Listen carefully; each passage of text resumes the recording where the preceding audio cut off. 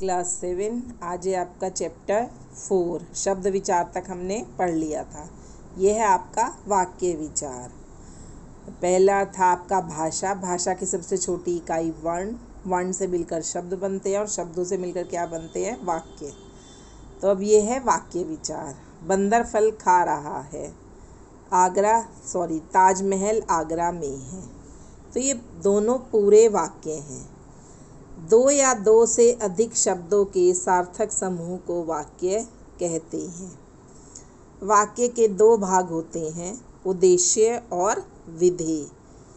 Subject और predicate आप English में पढ़ते हैं। उद्देश्य सब्जेक्ट, वाक्य में जिसके विषय में कुछ कहा जाए उसे उद्देश्य कहते हैं। जैसे गीता चाय पी रही है, तो उसमें उद्देश्य क्या है? गीता।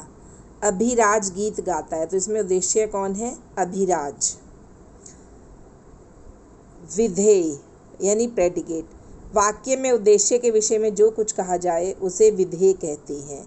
जैसे चाय पी रही थी, गीत गाता है। अब जैसे विनीत दूध पी रहा है, तो उसमें विधेय क्या है? दूध पी रहा है।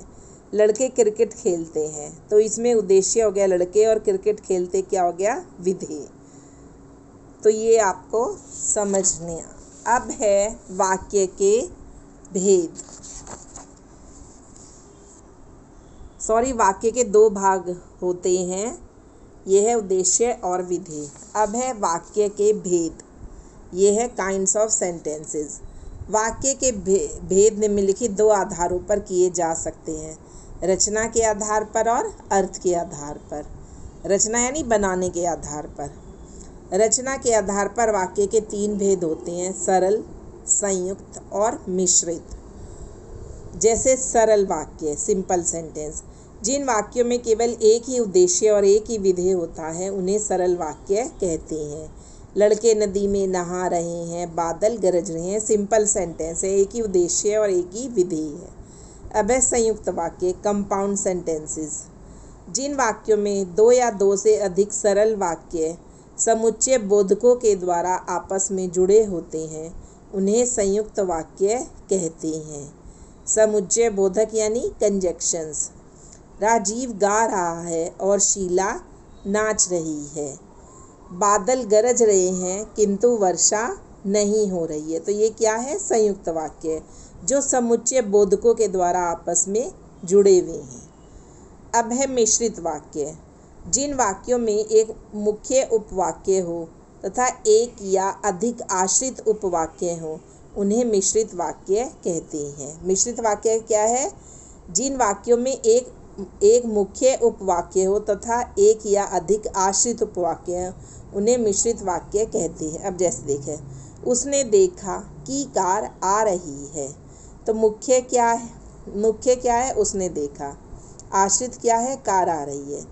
जैसे मैं उस चोर को पहचानता हूँ जिसने मेरी घड़ी चुराई थी। मुख्य उपवाक्य क्या है? मैं उस चोर को और आश्रित क्या है? जिसने मेरी घड़ी चुराई थी। तो ये इस तरीके से हैं। अब है अर्थ के आधार पर।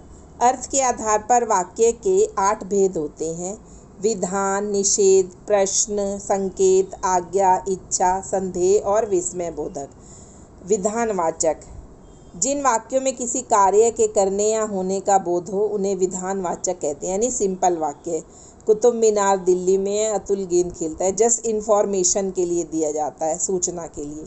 निषेध वाक्य, निषेधवाचक यानी नेगेटिव सेंटेंस में नहीं का प्रयोग होता है। जिन वाक्यों में किसी कार्य के न करने या न होने का बोध हो उन्हें निषेधवाचक कहते हैं। जैसे यह एक फूल नहीं, हमने चाय नहीं पी है।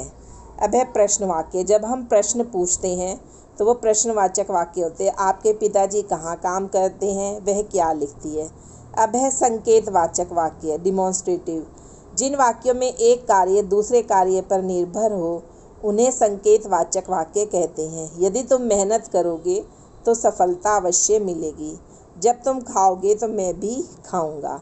तो ये क्या है? जिन वाक्यों में एक कार्य दूसरे पर निर्भर करता हो। फिर है आज्ञावाचक वाक्य।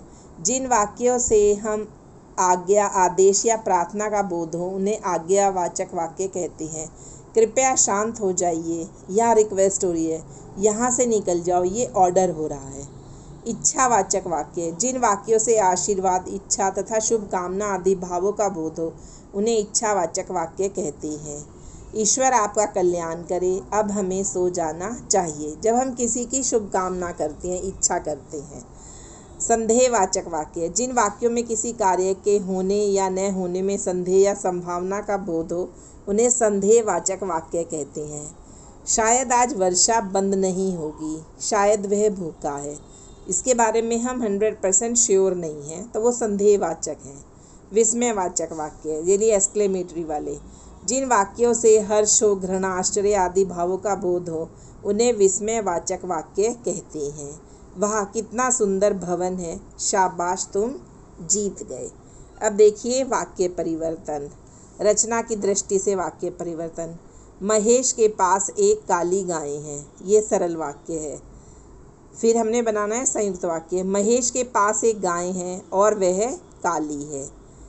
अब मिश्रित वाक्य, महेश के पास जो गाय है वह काली है। अब सरल वाक्य, प्रतिभा कपड़े लेने बाजार जाती है, सरल वाक्य। प्रतिभा बाजार जाएगी और वह कपड़े खरीदेगी, संयुक्त वाक्य। प्रतिभा बाजार जाती है ताकि वह कपड़े खरीद सके, मिश्रित वाक्य। इस तरीके से